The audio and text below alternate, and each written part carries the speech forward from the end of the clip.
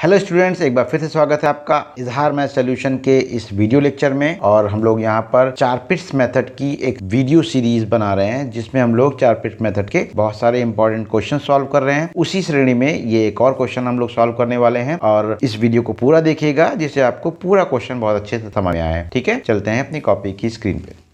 का क्वेश्चन, और आज के इस क्वेश्चन में एक इक्वेशन दे रखी है 2zx minus p x square minus 2qxy plus p q is equal to 0, जिसे हमें चारपिट्स मेथड से सॉल्व करना है। तो चारपिट्स मेथड से सॉल्व करने के लिए हम लोग सारे टर्म्स को राइट हैंड साइड से लेफ्ट हैंड साइड में ले आते हैं। यहाँ ऑलरेडी सारे टर्म लेफ्ट हैंड साइड में ही है। ठीक है, तो जो भी लेफ्ट हैंड साइड में टर्म्स हैं उनको हम लोग f कंसीडर कर लेते हैं, तो यही हमारा f हो गया। ठीक है, फिर इस f के सारे पांचों पार्शियल डेरिवेटिव निकालते हैं। तो इसके सारे पार्शियल डेरिवेटिव्स अगर निकालें तो f को पहले हम लोग x के रिस्पेक्ट में पार्शियल डिफरेंशिएट करेंगे। तो यहाँ x का हो जाएगा 1, बचेगा 2z, x स्क्वायर का हो जाएगा 2x तो आ जाएगा 2px, यहाँ x का हो जाएगा 1 तो बचेगा माइनस 2qy, और यहाँ x नहीं है इसलिए 0 हो जाएगा। ठीक है, अब हम लोग निकालेंगे del f by del y। अब इसको y के रिस्पेक्ट में डिफरेंशिएट करना है तो ये तो 0 हो जाएगा, इसमें y नहीं है, यहाँ भी y नहीं, ये भी 0 हो जाएगा। यहाँ y का 1 हो जाएगा, बचेगा माइनस 2qx, यहाँ भी y नहीं है इसलिए ये भी 0 हो जाएगा। अब हम लोग इसको डिफरेंशिएट करेंगे partially with respect to z। जब z के रिस्पेक्ट में डिफरेंशिएट करेंगे तो यहाँ z का हो जाएगा 1, बचेगा 2x, और कहीं z नहीं है इसलिए और सारे टर्म 0 हो जाएंगे। अब हम लोग इसको डिफरेंशिएट करेंगे partially with respect to p। p के रिस्पेक्ट में डिफरेंशिएट करेंगे तो ये टर्म तो 0 हो जाएगा क्योंकि इसमें p नहीं है। यहाँ p का 1 हो जाएगा, बचेगा माइनस एक्स स्क्वायर, यहाँ भी p नहीं है, ये भी 0 हो जाएगा। यहाँ p है लेकिन इसका 1 हो जाएगा तो बचेगा q। अब इसको हम लोग डिफरेंशिएट करेंगे partially with respect to q। जब q के रिस्पेक्ट में डिफरेंशिएट करेंगे तो देखिए ये टर्म तो 0 हो जाएगा, इसमें q नहीं है, इसमें भी q नहीं है, ये भी 0 हो जाएगा। यहाँ q का हो जाएगा 1, बचेगा माइनस 2xy, और इसमें भी q1 हो जाएगा, बचेगा प्लस p। तो ये पांचों पार्शियल डेरिवेटिव्स हम लोगों ने निकाल लिए। अब हम लोग चारपिट्स की सब्सिडियरी इक्वेशन लिखेंगे और उसमें हम लोग सारे डेरिवेटिव्स पुट कर देंगे। तो चारपिट्स की सब्सिडियरी इक्वेशन लिख लेते हैं।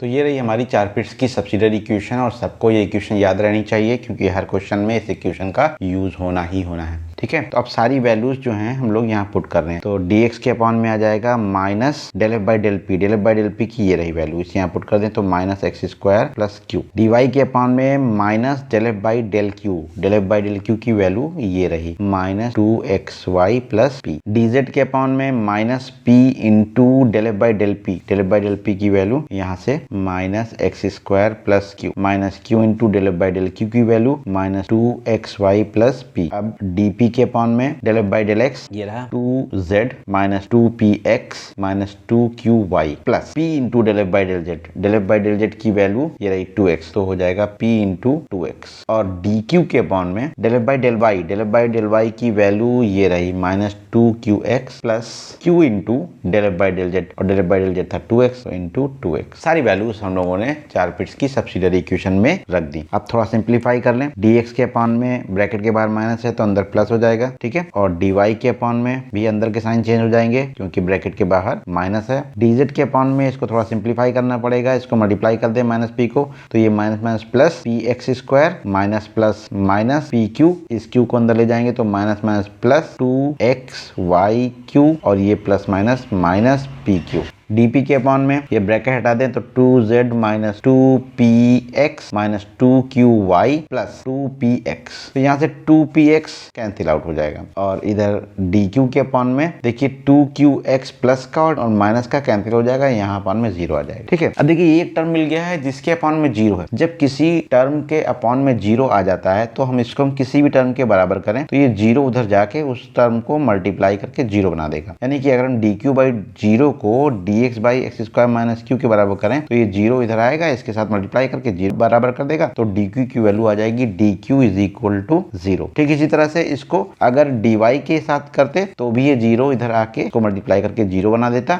dq बराबर 0 ही हमें मिलता। इसी तरह से इसको किसी भी टर्म के साथ इक्वेट करेंगे तो ये अपान का 0 उधर उसके साथ मल्टीप्लाई होके उसको 0 बना देगा, सिर्फ dq इज इक्वल टू 0 ही इक्वेशन आएगी। ठीक है, तो dq के अपान में 0 है तो dq के अपान में 0 है, इसलिए इसको किसी भी टर्म के इक्वल करेंगे तो हमें यही मिलने वाला है, d q is equal to 0। अब इसको इंटीग्रेट करें तो integration of d q is equal to 0, यहाँ 1 है, 1 का इंटीग्रेशन क्यू के रिस्पेक्ट में करेंगे तो आ जाएगा क्यू और एक कांस्टेंट आ जाएगा सी। तो क्यू इज इक्वल टू सी, हमें क्यू की वैल्यू बहुत इजीली मिल जाएगी, क्यू इज इक्वल टू सी। अब ये क्यू की वैल्यू जो है इस दिए हुए क्वेश्चन में हम लोग पुट करेंगे और पी निकालेंगे। यही साइड में कर लेते हैं, दिए हुए क्वेश्चन में जहां पर क्यू है वहां सी रख दें। तो देखिए क्या होगा, 2zx minus p x square, ये सब वैसे ही है, जहां क्यू था वहां सी रख देंगे तो आ जाएगा माइनस 2cxy और plus p c is equal to 0। अब हमें यहाँ से p चाहिए था तो ये दो टर्म p वाले इनको यहीं रोकते हैं, बाकी दोनों टर्म को उधर भेज देते हैं। तो यहाँ रह जाएगा p c minus p x square, ये प्लस का था इसलिए पहले लिख लिया, और इसको उधर भेज देंगे माइनस 2cxy और ये उधर जाएगा तो माइनस, सॉरी ये इधर आके प्लस हो जाएगा और ये इधर जाके माइनस हो जाएगा 2zx। तो यहाँ से p common, c minus x square और यहाँ से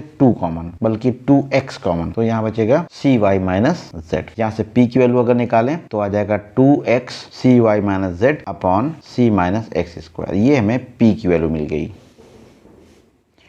तो ये p और q की जो वैल्यूज हैं हम लोग इस फॉर्मूले में पुट कर लेंगे, dz is equal to p d x plus q d y. इसमें पुट करें तो देखिए क्या होगा, dz is equal to p की जगह पर आ जाएगा ये पूरा 2x cy minus z upon c minus x square D x, plus q की जगह पर तो c ही आ जाएगा सिर्फ। अब देखिए यहाँ पर dz के साथ तो कुछ है नहीं, यहाँ dy के साथ कुछ है नहीं, अगर ऐसे ही इंटीग्रेट किया जाए तो ये तो आसानी से हो जाएंगे, लेकिन यहाँ dx के साथ y और z फिर से आ गए, तो हम लोग y और z दोनों को अलग अलग तो कर नहीं सकते, इसलिए dy और dz वाले टर्म को एक ही साइड भेजना पड़ेगा। तो आ जाएगा dz minus c d y is equal to 2x cy minus z upon c minus x square dx। अब dz और dy वाले टर्म उधर गए तो ये y और z वाला टर्म जो ब्रैकेट के अंदर है इसको भी हम इधर लेफ्ट हैंड साइड में ले आए, तो ये अपॉन में आ जाएगा dz minus c d y upon में cy माइनस z, उधर रह जाएगा 2x upon c minus x square dx। अब वेरिएबल सेपरेट हो गए। अब यहाँ पर देखिए इधर तो सिर्फ x वाले टर्म ही है, ये तो आसानी से इंटीग्रेट हो ही जाएंगे। इधर अगर हम लोग इंटीग्रेट करने के लिए जो डिनोमिनेटर में है cy माइनस z, इसको हम लोग कुछ कंसीडर कर लें, लेट u, तो इसको डिफरेंशिएट करने पर क्या आएगा, c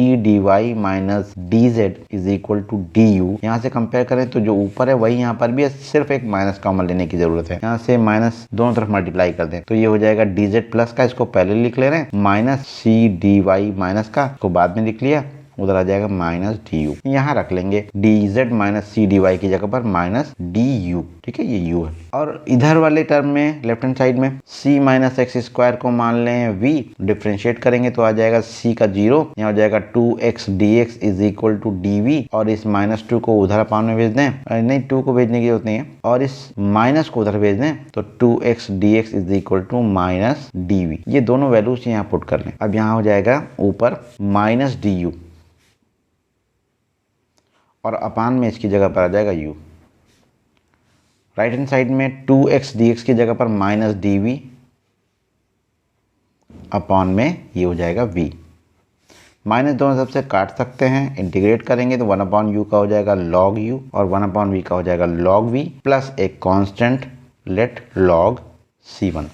log रूल लगाएंगे तो log u is equal to v into C, दोनों तरफ से log को हटा सकते हैं तो u is equal to v c. u और v की वैल्यू यहाँ से पुट कर दें, ये u की वैल्यू है, ये v की वैल्यू है, तो यहाँ आ जाएगा cy minus z is equal to c minus x square c। यहाँ c1 लिया था तो यहाँ भी c1 लगा लीजिए। तो ये है हमारा। उम्मीद है आप लोगों को ये क्वेश्चन समझ में आया होगा, और अगर आपको समझ में आया है तो जरूर इस वीडियो को लाइक करिए और अपने दोस्तों को शेयर करिए, जिससे उनको भी इस तरह की प्रॉब्लम सॉल्व करने में आसानी हो और वो आसानी से चारपिट मेथड को समझ पाएं। अगर इस चैनल को पहली बार देख रहे हैं तो इसको सब्सक्राइब जरूर कर लें, जिससे जो और टॉपिक्स और क्वेश्चन जो हम लोग सॉल्व करते हैं वो आप तक पहुँच सकें और आपको इसका फायदा एग्जाम में मिल सके। मिलते हैं अगले वीडियो में। Thank you very much.